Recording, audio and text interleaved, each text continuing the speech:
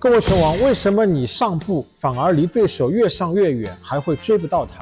这里要注意2个细节。我们先说前手拳，前手的刺拳和前手的摆拳，我们要往对方的中间走，也就是对方的2腿之间，因为往对方的中间走，你才会离对方越近。但是这里有一个问题，如果我们的前脚往别人的中间走，人站得太侧的话，我们的后手是不是有的时候会跟不上？那这个脚该往哪个方向走呢？我们在打后手直拳也一定是脚往中间走，而不能去往两边去偏，因为你走的越多，你会离对手越远，而且还会泄力。所以打后直一定也是往对方的